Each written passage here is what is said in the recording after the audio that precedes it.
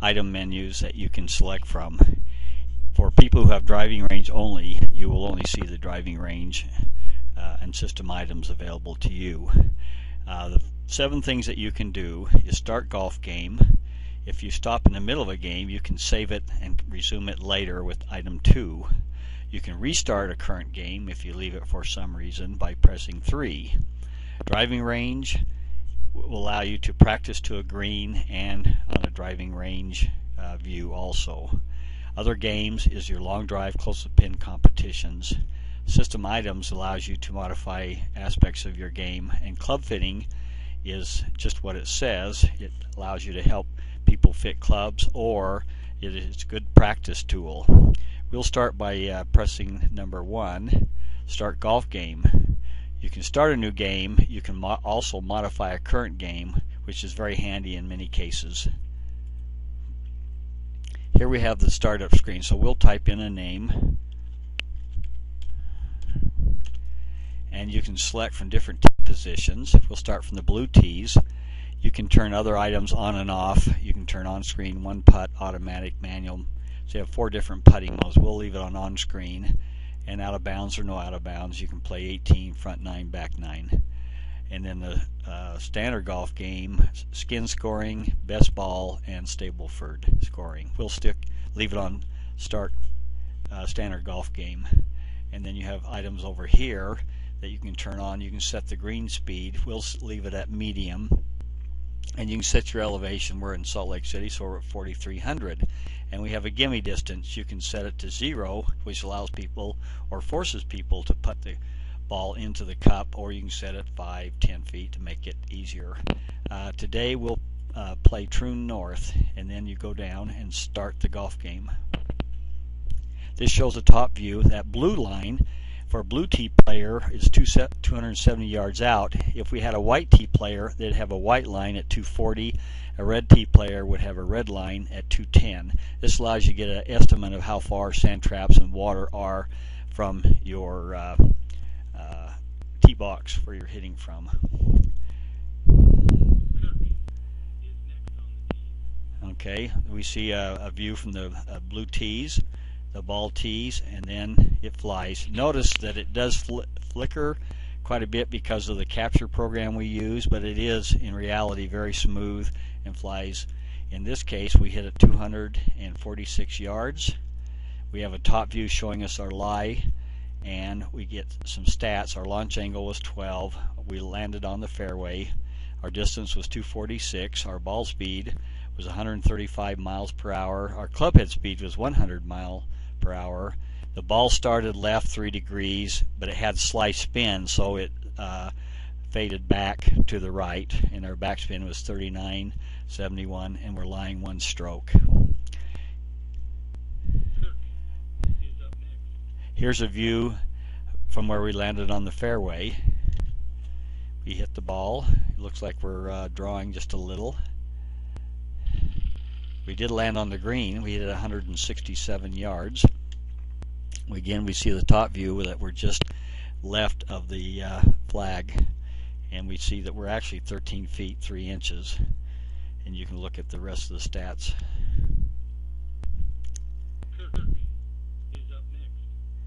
Okay, now you see there's lines on the screen that gives you a idea of the break of the green. In this case, this green is pretty tough from left to right, and if you look in the lower right hand corner, it shows us we're 13 feet 3 inches away. We see the ball, and we see a cutaway view of what the terrain looks like down to the pin. So it's slightly downhill 5 inches, and it looks like it's pretty evenly going down.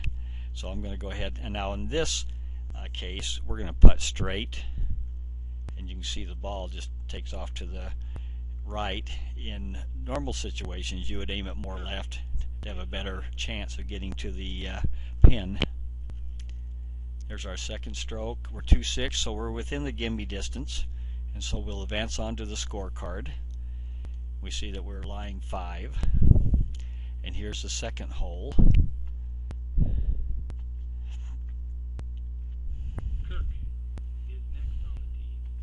Alright, we'll play this one. We're 165 yards away. That +6 in the upper right hand corner is the green in feet above our tee box.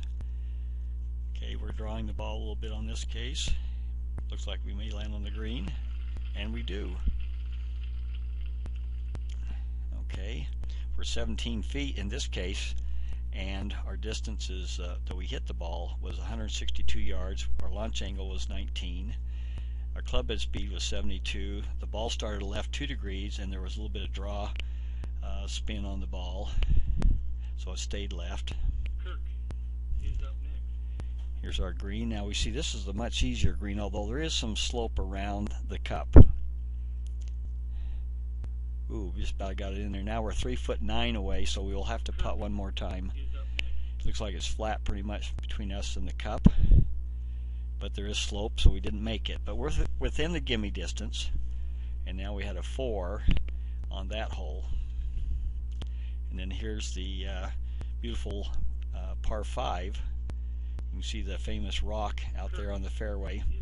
We'll stop now and go back and talk about some of the other. If I wanted, I could save a golf game and I could call it Troon. And then I could later, if I wanted to restart, I have the current game, which happens to be Troon, but also we could click Troon and that would start that game. I'll just exit out of there. Driving range is quite unique in that you can practice to a green from 10 yards, 20 yards, 30 yards, all the way up to 250 yards to a green. Let's just take a look at one of them.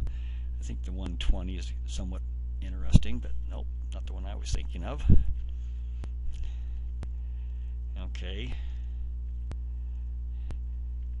We're going to exit there. We've seen ball flight before. We just want to take a look at some of the various distances that we can practice from and what it looks like. There's one. A little bit of an elevated green, although on the driving range everything plays flat.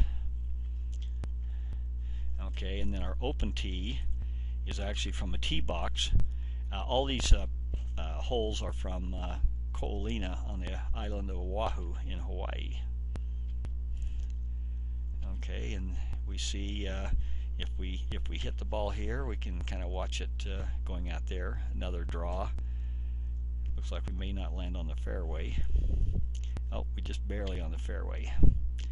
Okay, and you can see your stats again in the lower right hand corner, and it pops up on the screen also. So that one we hit straight, but we had a lot of draw spin on it. Okay, and then the final one is we call drivers, but this is basically your standard driving range picture. And you can see one thing I did not mention that we can do with these. Let me go back. I'm going to set up ball trace, and we'll start drivers again. Now you can see a line is running behind the ball, so we can see what that is, what our track of the ball was. We get another track. That one, both those started a little bit right but came back left. Another one. Okay, we're slicing that one a little bit. Started a little bit left, came back. But you can kind of see what you get with this picture, which is a good way to practice your shots. And we'll exit here. And then the club fitting is also unique. You may have some names in there, or you can just click right here to enter a new name. But we have some files in there, so it'll demonstrate what we have there. The file exists, clear it. We'll say no because we want to keep that data. And there's some things that you can set up, but the one thing I want to show you is the result screen. And on here you can see that you can compare your shots. There is a club name which we did not put in here, but if you was wanting to try different drivers, you could put in Callaway. Let me go up to the first page. Number 1 shot. If I put Callaway there, then the next 10 shots would be tied to that club. And then if I put in like Burner on number 11, then all the shots there and thereafter would be tied to that one until I put in another name. Okay, we're going to exit out of there, and then we'll go to system items, and there's a number of things that you can do here. You can enter operator access codes, which controls people from using the game if you don't allow them. You can add advertisements, which advertisements is a good way to generate money with this system. And there's some things that you can do to control the golf game, to control the competitions. You can also have the ability to display the amount of play that you have on your system from total and then the last day, so that if somebody's using your system and you're not aware of it, you can monitor that.